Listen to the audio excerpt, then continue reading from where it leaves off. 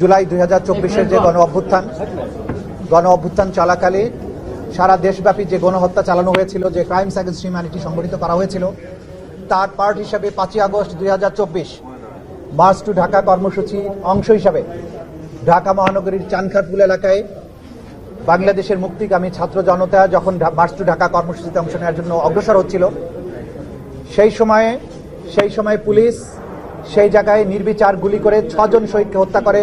তার মধ্যে শহীদ শাহরিয়ার খান আনাস, জুনায়েদ সহ 6 জন শহীদ সেখানে আত্মোৎসর্গ করেছিলেন। এই ঘটনার মামলা হয়েছিল। কমান্ড রেসপন্সিবিলিটিতে শেখ হাসিনা, আসাদুজ্জামান খান কামাল এবং আইজিপি আব্দুল্লাহ মামুনের শাস্তি হয়েছে আগে। বাকি অংশে যারা গ্রাউন্ডে কাজ করেছিল তাদের বিচারের জন্য আজকে এই মামলাটি ছিল। সেই মামলাতে আজকে আদালত যেটা বলেছেন যে এই অপরাধীদের বিরুদ্ধে অপরাধ প্রমাণ হয়েছে, তারা ক্রাইমস এগেইনস্ট হিউম্যানিটি করেছেন, সেটা প্রমাণিত হয়েছে। সাজা দেওয়ার ব্যাপারে 3 জনকে মৃত্যুদণ্ড দিয়েছেন DMP commissioner Habibur Rahman Habib, additional commissioner Sudip Kumar Chakraborty এবং এডিসি শাহ আলম মোহাম্মদ আক্তারুল ইসলাম, এই 3 জনকে মৃত্যুদণ্ড দিয়েছেন। কিন্তু পরবর্তী যে সমস্ত আসামি ছিল, একজন এসি ছিল ইমরুল, একজন ইন্সপেক্টর আরশাদ এবং বাকি 3 জন কনস্টেবল, যারা সরাসরি ফিল্ডে থেকে গুলি বর্ষণ করেছিল, যাদের গুলি বর্ষণ করতে ভিডিওতে দেখা গেছে যাদের নামে অস্ত্র ইস্যু ছিল না, অথচ তারা অন্যদের রাইফেল নিয়ে গুলি করেছে, তাদেরকে কম সাজা দেওয়া হয়েছে। একজনকে 6 বছরের, একজন 4 বছর, বাকি 3 জন কনস্টেবলকে 3 বছর করে সাজা দেওয়া হয়েছে।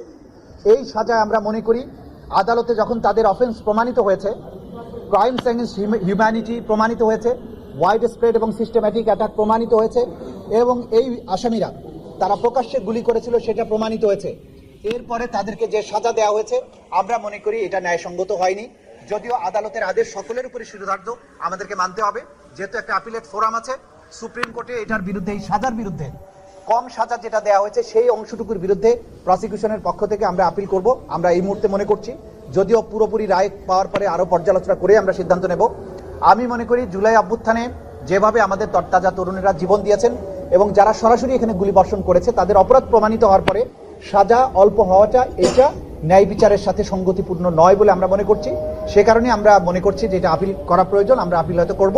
কিন্তু বাকি 3 জনকে যে মৃত্যুদণ্ড দেওয়া আছে যেটা যথার্থ হয়েছে বলে মনে করি, এবং আগেও শেখ হাসিনা, আসাদুজ্জামান খান কামালকেও মৃত্যুদণ্ড দেওয়া আছে, সেটাও যথার্থ বলে আমরা মনে করেছি। এই পর্যন্ত আমাদের আজকের বলার ছিল। 3 জন বাদে বাকি যে 5 জন, সেই 5 জনের সবাইকে কি আপনারা মৃত্যুদণ্ড চাইবেন? আমরা প্রত্যেকে মৃত্যুদণ্ডই চাইবো, কারণ হচ্ছে যে এই অপরাধের সাথে সম্পৃক্ত ছিল। এটা কোনো সাধারণ মার্ডার নয়। আমরা বারবার যেটা বলার চেষ্টা করছি যে মার্ডারের ক্ষেত্রে প্রমাণ করতে হবে কার গুলি থেকে মারা গেছে, কিন্তু ক্রাইমস এগেইনস্ট হিউম্যানিটিতে হাজার হাজার